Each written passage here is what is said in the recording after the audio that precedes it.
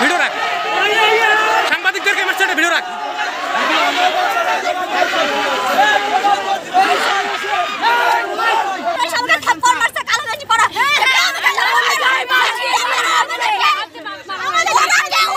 ছাত্রলীগের সভাপতি ছিল, ছাত্রলীগের সভাপতি সেক্রেটারি ছিল না, সভাপতি সেক্রেটারি ছিল, সভাপতি ছিল ছাত্রলীগের।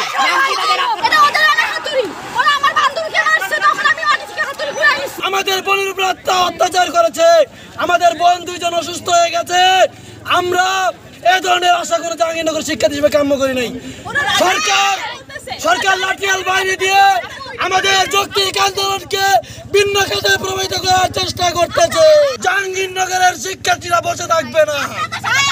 আপনারা আমাদেরকে নমনীয় দেখেছেন, কিন্তু আমরা আপনাদের বিরুদ্ধে কিন্তু প্রতিবাদ করতে পারি।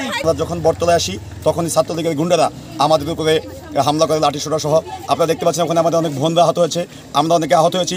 তারা আমাদেরকে হত্যা করার উদ্দেশ্যেই শুধু পরিকল্পিতভাবে আমাদেরকে হামলা চালায় এবং আমাদের অনেক বোন, আমাদের সহযোদ্ধা ভাই বোন আহত হয়েছে। আমরা তীব্র নিন্দা প্রতিবাদ জানাচ্ছি। আমরা অতি শীঘ্রই প্রশাসনের কাছে বিচার চাই। আমাদের যৌক্তিক এবং ন্যায্য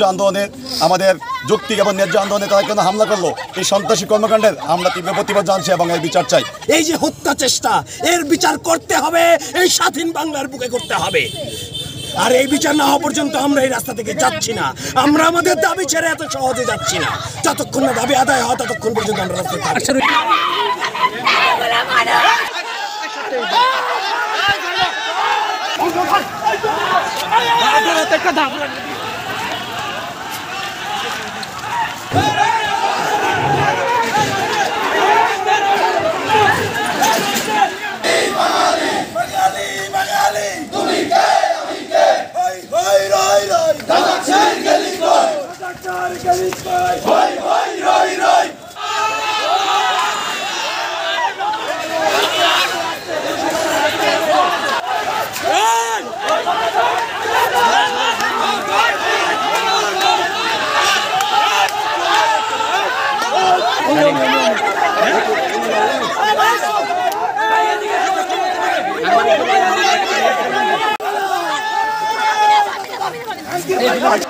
ভিডিও রাখ, সাংবাদিকদেরকে আমার সাথে ভিডিও রাখ।